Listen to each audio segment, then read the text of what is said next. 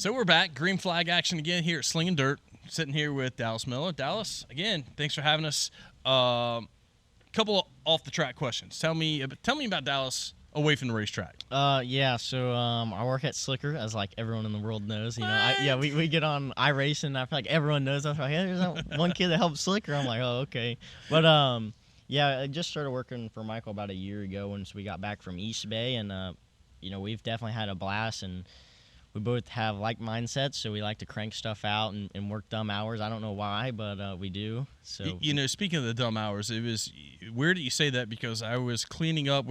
People were leaving our house. We had a Christmas Eve party at our house. Mm-hmm. Everybody's leaving. It's like midnight or 1 o'clock in the morning, and all of a sudden I get a message from Michael. I'm like, so we just start texting about stuff. Like he's in the shop and working. So. Yeah, well, he's always in the shop, and if he's there, I'm usually there too. And the only time I'm not there is when he's designing, and there's no point for me to be there. But if there's something printing or there's something that needs to be weeded or whatever, I'm there. It doesn't matter if call, come back. It doesn't matter because it's not really like, oh God, I got to go into work. It's like, okay, we got to go get this wrap done for whoever to go out, and they need to race this weekend. And I know as a racer how it feels, so I don't want to do that. Right. So, but yeah, me and Michael, he's definitely like probably one of my best friends. So we get along really good and able to spend a lot of hours together.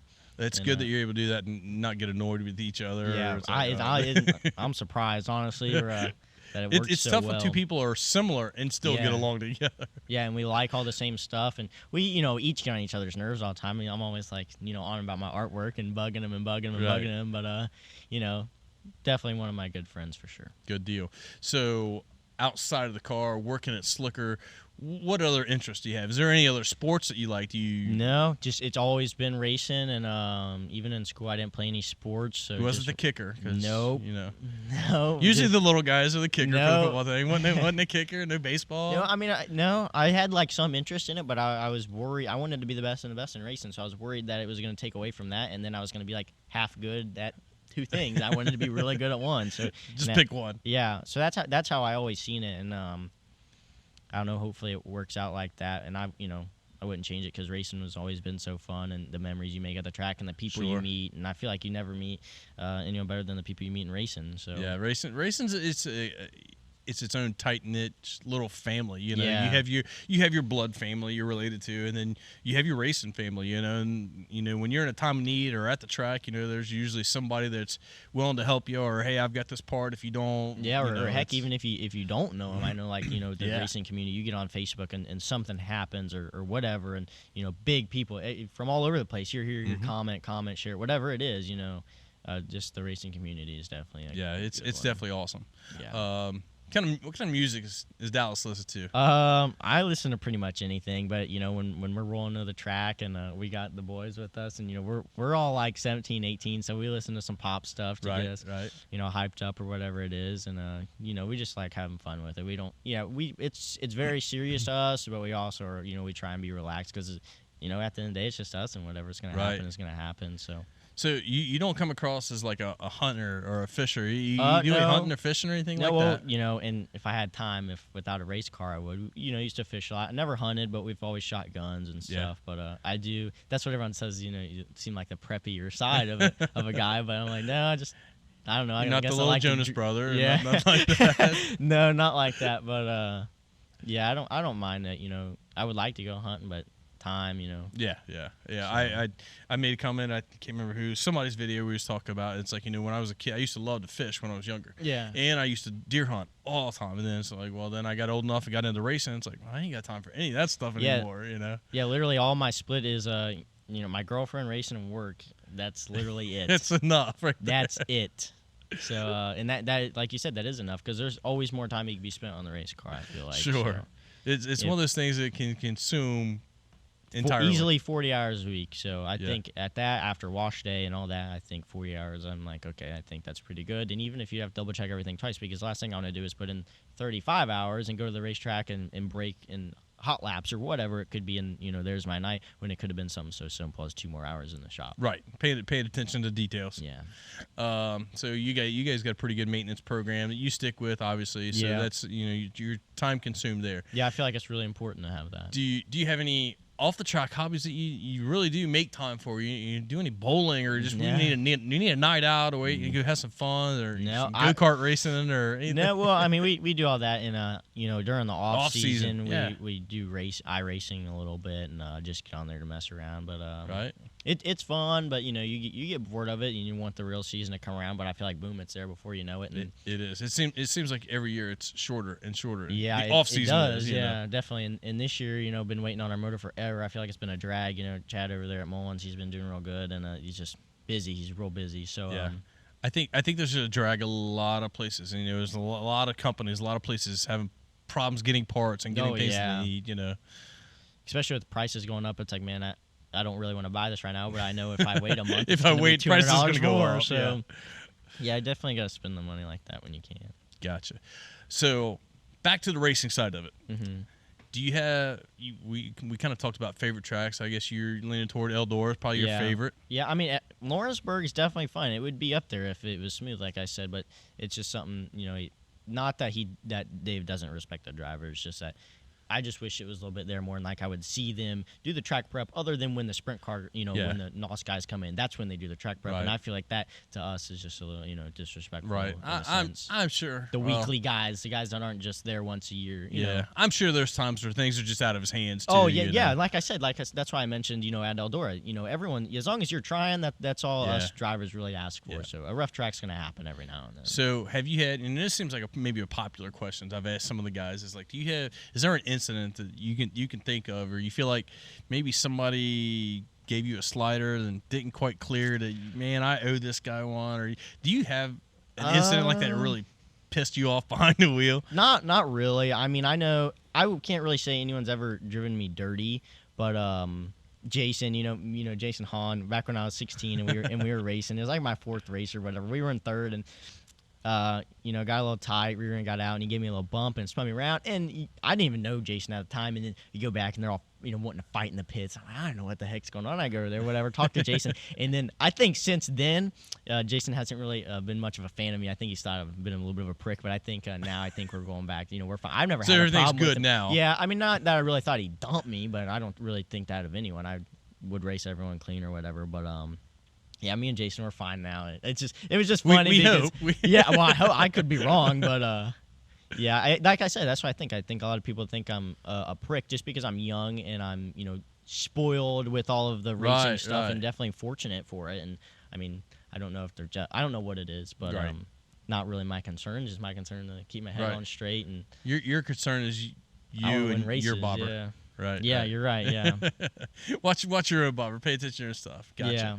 Yeah. Any other plans that we haven't talked about? And we've talked about some of the local tracks, anything like that. Do you have any aspirations, or do you want to see a trip to Florida for the Winter Nationals? I would Gators love to this year. So the Mullins we bought, Chad had one, and it had like 50 laps on it. It was the exact same motor, and I would have liked to buy it, for the same price, and then go take it to Florida and just use up whatever we had left from last year, fuel and tires. And I wanted to so bad, but I don't know. Now I feel like I want to every year, and then I sit there and watch them, and I'm like, man, I'm glad I didn't go. Right. Volusia got locked down, and I don't know. It's almost like, okay, I'll just rather wait and stay up here. Right. And enjoy a little bit of downtime and getting your stuff ready for your season here. Yeah, it feels more of like if there was Eldora in Florida at this time, I'd go. But like East Bay, it's not really an appealing track to me. It's sandy. Okay, Volusia. I'm not really, I don't really like shit, whatever it is, So, yeah, sometimes it's good to watch. Yeah, I want to race. I've always got the urge and, over the off season to get bored and want to, go race and race and race. But it's almost a point of, okay, you're just going to go tear your stuff up. Yeah. I know. I feel like it used to be worse than what it was. I know it was like it seemed like, man, you had to have a complete spare car just in parts to put your stuff back together. But I don't think it's that bad anymore. No, from what I've seen. I watched this year, and I feel like it's just a lot of spin-outs no more, not really big old pile-ups, and which is good. And I don't know, but the beginning of the season's always so scary because you get these guys that get so antsy and want to win on the first lap or whatever. And you got to have some time to knock the rust off. Some of these guys watch them, and you're like, oh my god. Yeah. But and I feel like that even our seasons around here, guys have been down or haven't raced for 3-4 months, some of them. So their first night out, they're gung ho, and it's oh man, wait, calm down, pump the brakes. You gotta have they don't even practice. They're just like, boom, first race, let me go. Right, first lap, I'm taking the win. Like, oh wait, it don't work that way. Yeah, no, and I feel like a lot of people like that, and I feel like everyone is different once they're inside the car, no matter what they say. In their head, once you get out on the track, it's different. It clicks in. Like some guys, I think a lot of guys are scared. That's why you don't, whatever it is. Not that if you run the cushion doesn't mean you're not scared, but I think guys are scared to go to the cushion or whatever it is, or these bigger tracks like like Eldora. Like everyone thinks, oh, it's big, it's fast. Like I said, Lawrenceburg feels faster some nights when you're beating off the cushion. You just got to get your groove and what feels good to you. Yeah, and I don't care. I just try and stay away from little bull rings. I feel like that's where you tear stuff up. Yeah. So that's why we, like I said, race with the good guys that are hopefully respect you. And I'm not saying that you can't be a good driver, but man, I feel like the bull rings can teach you some driving skills as well. Oh yeah, I it's agree. a completely different skill set driving your big half miles versus your bull rings. You'll learn real quick how to get around. Yeah, that's why this year I went through and I. Last year we were like, okay, we'll go here, and that's why this year I really try to make a schedule and looked at anywhere over like $2,000 if I have to travel a little bit, and I don't care where it is, if it's at Farmer City, if it's at Kokomo, I don't care where it is. Let's go, let's learn. If we suck, we learned. Whatever because you're guaranteed to learn. Right. It may you don't want to travel that far and come home with $100, but that's part of racing, and you have the experience, and that's what I need right now as being an 18-year-old modified driver. If I was 35, okay, I'd stay around here and try and win championships. Or 40 or whatever, but I feel like my time right now, being new to it, I just have to learn. Gotta learn. Yep. Get that seat time. Yep. And even if it's the hard way, like I said, going and traveling and sucking or whatever. It's expensive lessons learned. It is, yeah. So, but like I said, thankfully I have the people that help me, and Michael likes to work a lot of long hours. So. Good deal. So Dallas, is there anybody particular? Anybody? I know you got some young guys here helping you. Any names you want to throw out there? Anybody? Any sponsors? This is your time to let's give those guys their props. Give them a thanks. Sponsors, guys, crew, all this stuff. Go ahead. Yeah, I definitely want to thank first and foremost my grandparents for being able to help me get all this stuff. Without them, none of it would be possible, and I make sure everyone knows that. And they are hiring truck drivers, and it's outside of Hamilton, Ohio. If anyone was looking for a job, so but Class A. But there you go. We do have a good crew too. Like I said, we got some young kids, and Dad, he works full time, and then the two kids that help me, they're in school or they're at work. So the times that they get, Anthony, he lives in Indiana. He'll come out here and live at my house for a week and get up, at 6 o'clock in the morning. And no one sees that side. And TJ, I mean, whenever he gets up is when he gets up, but he'll be here at 4 a.m. Whenever he gets here, he'll sleep till 3 or whatever. But stay up too late watching Ricky Bobby. Yeah. And then Noodle, for the whole sprint car thing, Slicker takes good care of me. My dad, my mom, stepdad, Brad, Matt Basham, just people that have taught me hard lessons. Matt, I really feel like, when I first met Matt and Brad, I was like, oh my gosh, they're